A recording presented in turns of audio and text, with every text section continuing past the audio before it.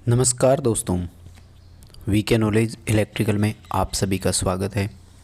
दोस्तों, Rajasthan technical helper का exam होना है 20 मई से 26 मई कंफर्म हो गया है। हर दिन आपको एग्ज़ाम ओरिएंटेड क्वेश्चंस की वीडियो मैं आपको प्रोवाइड करवा रहा हूँ। उम्मीद कर रहा हूँ कि आप वीडियो देखते होंगे।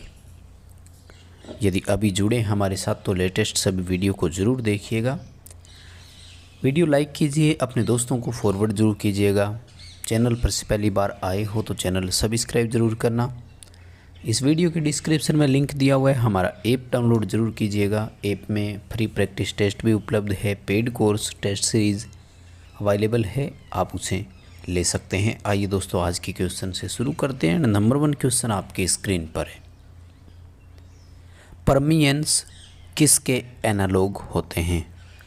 दोस्तों, मुझे लगता है मैग्नेटिक और इलेक्ट्रिकल सर्किट का इस तरह का एक क्वेश्चन है ना, आपसे ज़रूर पेपर में पूछा जा सकता है। जनरली हमने देखा है हर पेपर में इस तरह के क्वेश्चन आए हैं। दोस्तों, परमियंस वास्तव में चुंबकीय चालकता होती है, सीधी सी बात है। इसका मतलब ये किसके समान होगी? वैद्युतीय चालकता के समान। वैद्युतीय चालकता को हम कंडक्टेंस बोलते हैं। रिलक्टेंस और रेजिस्टेंस का आपस में सबसे ज़्यादा रिलेशन पूछे जाते हैं, यानी प्रतिरोध जो है वो प्रतिष्ठम्भ के समान है, एमएमएफ जो है वो ईएमएफ के समान है, फ्लक्स जो है वो करंट के एनालॉग होता है। एनालॉग का मतलब होता है समकक्ष या समतुल्य, एक ही बात है। खैर, अभी हमें बी ऑप्शन के साथ जाना है। कंडक्टेंस होगा परमियंस का एनालॉग, यानी उसके जैसा। अगला सवाल है कि दिए गए सर्किट में केवीएल का उपयोग करके आर का मान ज्ञात कीजिए। एक डायग्राम हमें दिया गया है जिसमें आपको केवीएल अप्लाई करना है और एक रेजिस्टेंस का मान दिया हुआ नहीं है, हमें वो वैल्यू ज्ञात करनी है, राइट। अगर आप ध्यान से देखें तो सभी रेजिस्टेंस सीरीज में कनेक्टेड है, राइट। हम सब जानते हैं श्रेणी परिपथ में धारा समान होती है। देखो, यहाँ पर दिया हुआ है करंट 2 एम्पियर, यहाँ पर दिया हुआ है अप्लाइड वोल्टेज 50 वोल्ट। अगर मैं इस सर्किट के टोटल रेजिस्टेंस की कैलकुलेशन करूँ ना, तो देखो ये 50/2 से 25 ओम उत्तर आ रहा है, राइट। यानी इस सर्किट का टोटल रेजिस्टेंस जो है वो 25 ओम है। तो हम अगर इन बाकी सब का योग करें और उसको 25 में से घटा देंगे तो बचा हुआ रेजिस्टेंस यही है कि नहीं? बहुत सिंपल क्वेश्चन है। श्रेणी क्रम है R1 + R2 + R3, यानी इन सभी रेजिस्टेंस का आप जब टोटल करेंगे तो वो 25 ओम आना चाहिए था। देखिए ज़रा, 5 3 8 और 4 12 और 7 19, 25 में से 19 माइनस कर दीजिए, 6 ओम का उत्तर आएगा। ये 6 ओम जो है इसका रेजिस्टेंस हो जाएगा, ठीक है।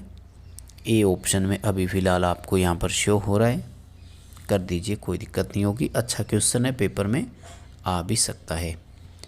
आगे देखिए दोस्तों, एक ही क्वेश्चन में 3 क्वेश्चन बता दिए मैंने, और 3 क्या, इनकी 3 थ्योरेटिकल और लाइनें बनेगी तो टोटल हो गए 6 क्वेश्चन। कह रहा है कि 100 वोल्ट 50 हर्ट्ज एसी इनपुट से संयोजित एक फुल वेव रेक्टिफायर है, उसके बारे में निम्न में से गलत कौन सा है? First of all, ripple frequency.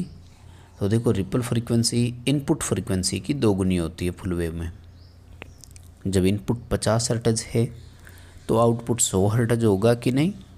इसका मतलब ए तो सही है, गलत नहीं है।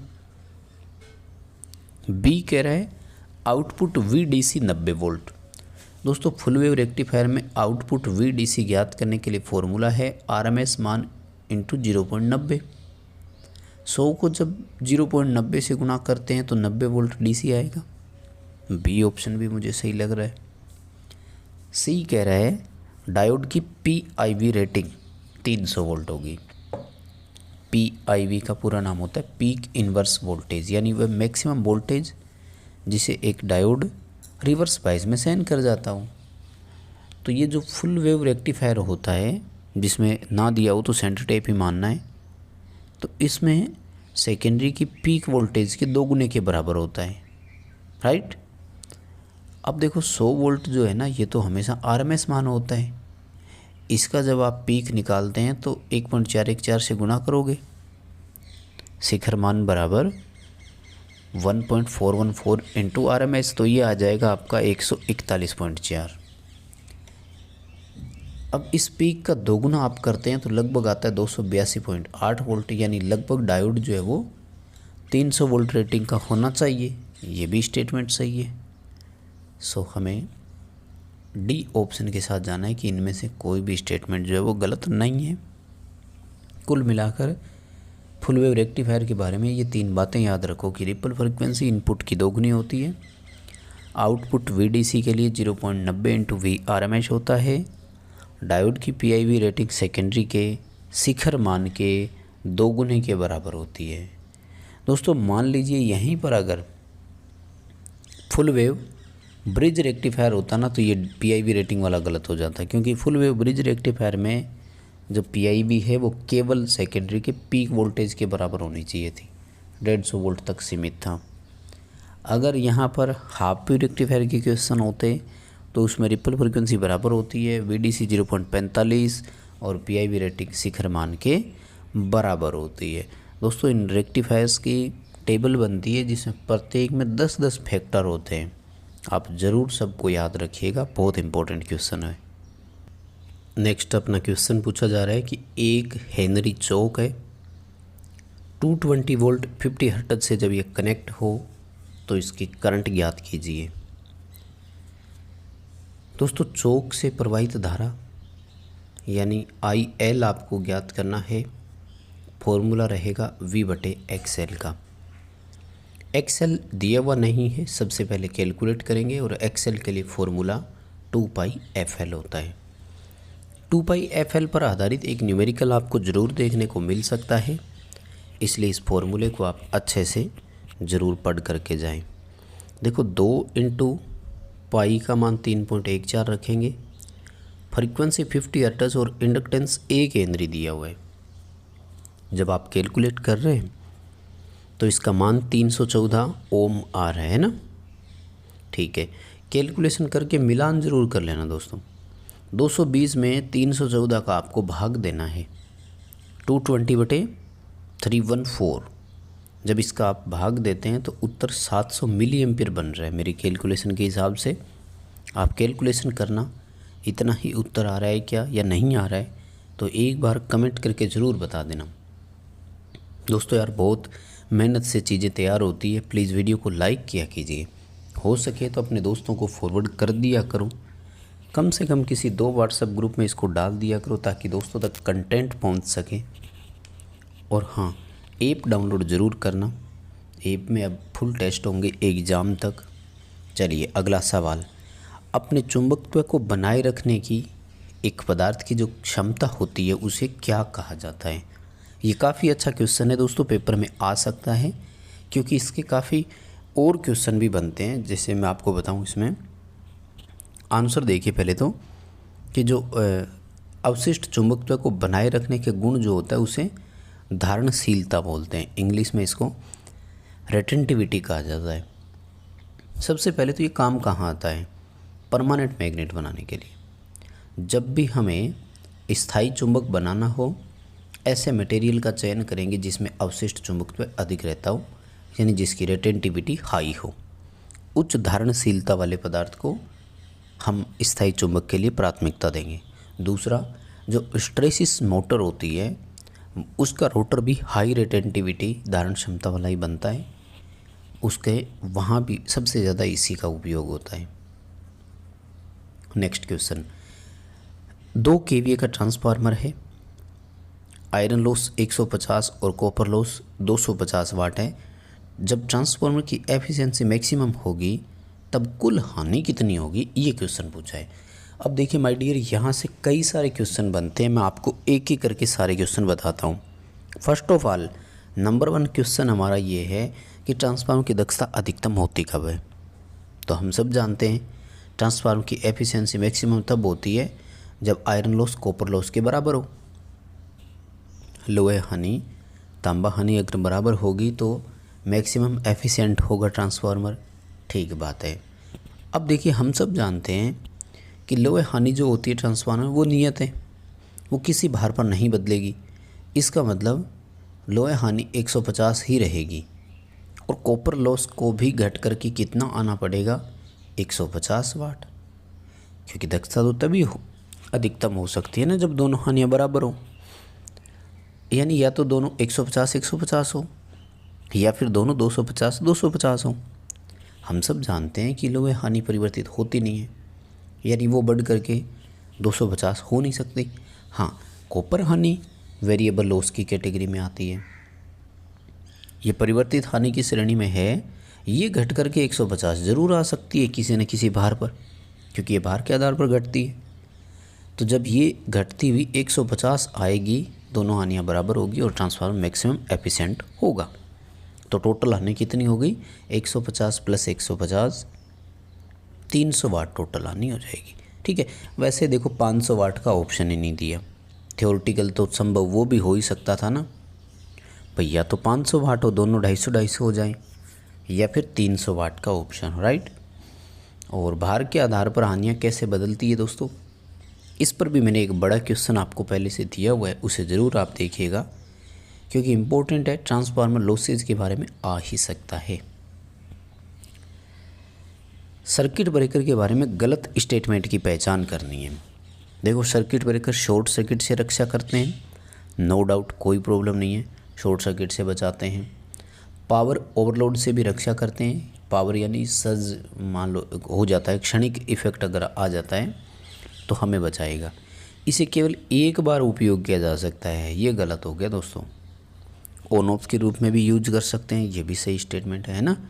सी आएगा, सर्किट ब्रेकर को तो हम बार बार यूज कर सकते हैं। हाँ, कुछ पार्ट्स ऐसे होते हैं जिनकी रिपेयरिंग हमें करनी होती है, वो एक अलग बात है, but use again and again हो सकता है, नो डाउट, कोई प्रॉब्लम नहीं होगी। हाँ, फ्यूज जो होता है ना उसका रिप्लेसमेंट करना होता है। फ्यूज, अगर ये सब स्टेटमेंट अगर फ्यूज के बारे में होते ना तो डी उत्तर गलत होता। फ्यूज को ऑन ऑफ के रूप में यूज हम नहीं कर सकते। और नेक्स्ट जो क्वेश्चन पूछा जा रहा है वो है कि निम्न में से कौन सा डायामैग्नेटिक मटेरियल है। डाया को हिंदी में प्रतिचुंबक बोलते हैं। अब देखो, अगर यहाँ ऑप्शन आप देखते हैं ना तो आपको कोई भी डाया नहीं लग रहा होगा, क्योंकि नो डाउट निकिल, स्टील और कोबाल्ट ये तीनों तो फेरो है ही है। ठीक है, अब अगर हम बुक के हिसाब से देखें तो कॉपर, चांदी, एल्यूमिनियम, इन सब को पैरामैग्नेट में रखा गया है, जबकि बहुत सारी जगह ऑप्शन ऐसे आते हैं तो तांबा, इन सब को है ना डायामैग्नेट की कैटेगरी में रखते हैं। अब देखो पेपर में आपको क्या या कैसे करना है। भी पेपर में जब ऑप्शन आ जाए ना तो हमें देखो स्पष्ट पता है, निकिल नहीं कर सकते, स्टील नहीं करेंगे, कोबाल्ट नहीं करेंगे, ये तो 101% फेरो है। तो फिर ऑप्शन ही क्या बचा, कॉपर। एक्चुअली में क्या कॉपर क्लोराइड होता है, ये इन्होंने थोड़ा सा गलती से लिखा हुआ है इसमें। पूरा अगर देखें ना तो कॉपर क्लोराइड जो होता है ना वो है एक्चुअल में इसका। खैर, ए ऑप्शन के साथ जाएंगे, कई जगह ऐसे ऑप्शंस आपको देखने को मिल जाएंगे जो कंफ्यूज करेंगे। आगे सवाल, मोटर सर्किट में फ्यूज का उद्देश्य क्या है या फ्यूज क्या प्रदान करता है। और काफ़ी अच्छा क्वेश्चन है, पेपर में ज़रूर पूछा जा सकता है आपसे। फ्यूज हमेशा शॉर्ट सर्किट से प्रोटेक्शन देता है, ध्यान रखना। और जनरली मोटरों में तो इनको बैकअप के तौर पर यूज करते हैं। बैकअप मतलब एक तरह से सेकेंडरी प्रोटेक्शन है। तो फिर प्राइमरी प्रोटेक्शन मोटर में कौन होता होगा। मोटरों में प्राइमरी प्रोटेक्शन रिले होती है, जनरली थर्मल ओवरलोड रिले होती है मोटर में। और बैकअप या ये रिजर्व वाले जो होते हैं इनका काम तभी होता है जब प्राइमरी प्रोटेक्शन फेलियर हो जाते हैं ना, तब ये ऑपरेट होते हैं। जनरली फ्यूज उड़ता नहीं है, मोटर ओवरलोड से ही ट्रिप हो जाती है। अगला सवाल है, निम्न में से कौन डीसी को स्टेप अप और डाउन करने के लिए काम में लेंगे। काफ़ी अच्छा प्रश्न है ये भी। चॉपर जो है ना वो डीसी को डीसी में परिवर्तित करने के काम आता है। एक तरह से इसको डीसी का ट्रांसफार्मर कहा गया है, ये ध्यान रखना। यानी सेम फंक्शन इसका एसी में जो ट्रांसफार्मर है उसके जैसा है। फिर भी देखो, रेक्टिफायर के बारे में आप सभी जानते होंगे, एसी से डीसी करता है। इन्वर्टर के बारे में आप जानते हो, डीसी को एसी करता है। Cyclo converter AC to AC करता है। लेकिन जनरली फ्रीक्वेंसी के साथ, यानी एसी में कांस्टेंट फ्रीक्वेंसी को एसी में वेरिएबल फ्रीक्वेंसी करता है ये। खैर अभी आपको डी ऑप्शन चॉपर के साथ जाना था। अगला क्वेश्चन देखो, यदि किसी परिपथ का पावर फैक्टर इकाई हो तो उसमें रिएक्टिव पावर कितनी होगी। माय डियर, अगर पावर फैक्टर शून्य है ना, सॉरी इकाई है ना, तो रिएक्टिव पावर 0 होगी। क्यों? क्योंकि देखो पावर फैक्टर इकाई होने का मतलब है कोस 0 डिग्री, यानी फेज अंतर जो है ना वो 0 डिग्री, और रिएक्टिव पावर जो होती है वो साइन फाई से निकलती है, और साइन 0 का मान कितना होता है 0।